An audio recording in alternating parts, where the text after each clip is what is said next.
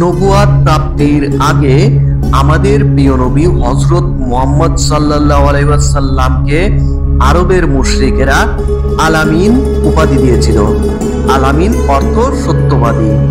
তবে এই আলামিন উপাধিপ্রাপ্ত মানুষটাই একসময় যখন সত্যের দাওয়াত দিতে লাগলেন এবং একেশ্বরবাদের ধারণা দিতে শুরু করলেন, তখনই সকল কাফিরদের শত্রুতে পরিণত হলেন তিনি। মহানবী হযরত মুহাম্মদ সাল্লাল্লাহু আলাইহি সাল্লামকে জীবন নাশের ষড়যন্ত্রে তারা লিপ্ত হয়ে গেল। সেই হত্যা চক্রান্তের সিদ্ধান্ত যারা গ্রহণ করেছিল এবং যারা হত্যার চেষ্টা করেছিল তাদের মুখোশ পরবর্তীতে উন্মোচিত হয়ে গিয়েছিল। এরকমই একটি ঘটনা আপনাদের সাথে এই ভিডিওতে আলোচনা করতে চলেছি। হযরত মুহাম্মদ সাল্লাল্লাহু আলাইহি ওয়াসাল্লামকে হত্যার জন্য শত্রুরা বিভিন্ন রকম ষড়যন্ত্র এবং পরিকল্পনা করত। এমনকি খাদ্যের মধ্যেও বিষ মিশিয়ে হত্যা করার জঘন্য ষড়যন্ত্র তারা বাদ দেয়নি। খাবারে বিষ মিশিয়ে যন্ত্রণাদায়ক মৃত্যু ঘটানোর জন্য হীন চক্রান্ত করেছিল একজন ইহুদি মহিলা, তার নাম জয়নব। সে ছিল ইহুদি সালাম ইবনে মিশকামের স্ত্রী। তারা খাইবারে বাস করত। এই ঘটনাটি যখন ঘটে সেই মুহূর্তে মহানবী হযরত মুহাম্মদ সাল্লাল্লাহু আলাইহি ওয়াসাল্লাম খাইবারে অবস্থান করছিলেন। জয়নব তার দুর্বিসন্ধি বাস্তবায়নের জন্য হযরত মুহাম্মদ সাল্লাল্লাহু আলাইহি ওয়াসাল্লামকে নিমন্ত্রণ করে। মহানবী হযরত মুহাম্মদ সাল্লাল্লাহু আলাইহি ওয়াসাল্লাম কি খেতে পছন্দ করেন জয়নব তাও জেনে নিল। যথাসময়ে মহানবী হযরত মুহাম্মদ সাল্লাল্লাহু আলাইহি ওয়াসাল্লামের প্রিয় খাবার মজলিসে পরিবেশন করা হয়। মহানবী সাল্লাল্লাহু আলাইহি ওয়াসাল্লাম ও সাহাবীরা খাবার গ্রহণ করেন। মহানবী হযরত মুহাম্মদ সাল্লাল্লাহু আলাইহি ওয়াসাল্লাম খাওয়ার আগেই জেনে যান যে তাতে বিষ মিশানো হয়েছে। তিনি তৎক্ষণাৎ সাহাবীদের খাবার খেতে নিষেধ করেন।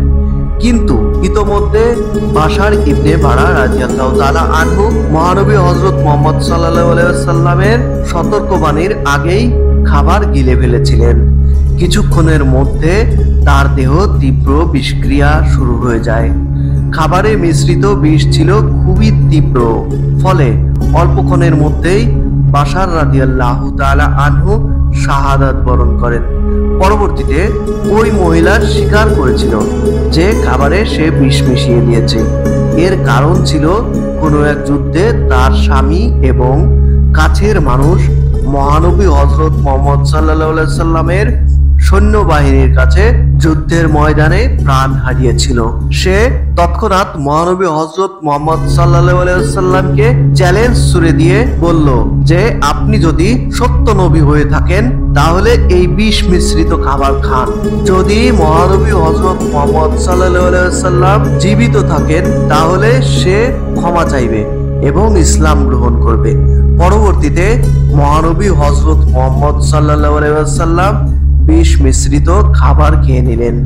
বিষাক্ত হওয়া সত্ত্বেও তার পবিত্র অন্ত্রে কোনো বিষক্রিয়া হয়নি, ফলে মহানবী হযরত মুহাম্মদ সাল্লাল্লাহু আলাইহি ওয়াসাল্লাম প্রাণে রক্ষা পান। এভাবেই বহুবার বহু হত্যাকাণ্ডের ষড়যন্ত্রের শিকার হয়েও মহানবী হযরত মুহাম্মদ সাল্লাল্লাহু আলাইহি ওয়াসাল্লামকে মহান আল্লাহ পাক রব্বুল আলামিন কুদরতিভাবে তাকে রক্ষা করেছেন। আর আমাদের প্রিয় নবী হযরত মুহাম্মদ সাল্লাল্লাহু আলাইহি ওয়াসাল্লাম হত্যা ষড়যন্ত্রকারীদেরকেও বারবার ক্ষমা করেছেন।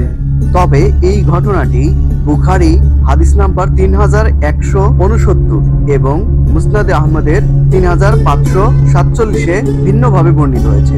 বর্ণনাটি এরূপ যে সাল্লাম বিন মিশকামের স্ত্রী জয়নব বিনতুল হারেস তাকে বকরির পুনারান হাদিয়া পাঠায়।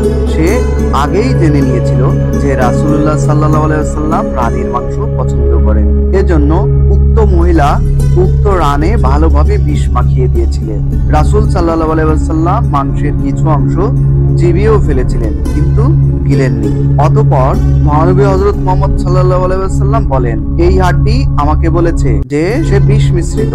রাসূলুল্লাহ সাল্লাল্লাহু আলাইহি ওয়াসাল্লাম তখন উক্ত মহিলাকে ডেকে জিজ্ঞাসা করলেন এবং উক্ত মহিলা কৈফিয়ত দিল, এর দ্বারা আমার উদ্দেশ্য ছিল এই যে যদি এই ব্যক্তি বাদশাহ হন তাহলে আমরা তার থেকে নিষ্কৃতি পাবো, আর যদি নবী হন তাহলে তাকে বিষয়টি জানিয়ে দেওয়া হবে।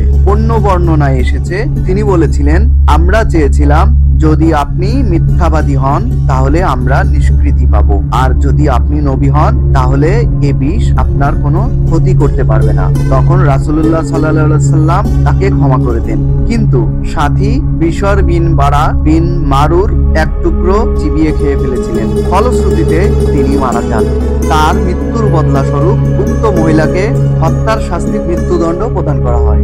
মহানবী হযরত মুহাম্মদ সাল্লাল্লাহু আলাইহি ওয়াসাল্লামের প্রতি শান্তি বর্ষিত হোক। মহান আল্লাহ পাক রব্বুল আলামিন আমাদের মুসলিম জাতির আদর্শ মহানবী হযরত মুহাম্মদ সাল্লাল্লাহু আলাইহি ওয়াসাল্লামের মতো চরিত্র গঠনের সুযোগ আমাদেরকে দান করুন। আমাদেরকে বেশি বেশি বোঝার, জানার ও আমল করার তৌফিক দান করুন। আমিন। প্রিয় ভাই ও বোনেরা, যাবার আগে ছোট্ট একটি রিকোয়েস্ট, ভিডিওটি যদি ভালো লেগে থাকে তাহলে একটি লাইক দিতে ভুলবেন না, আর যদি খারাপ লেগে থাকে তাহলে অবশ্যই একটি ডিসলাইক দিবেন। ধন্যবাদ। আসসালামু আলাইকুম।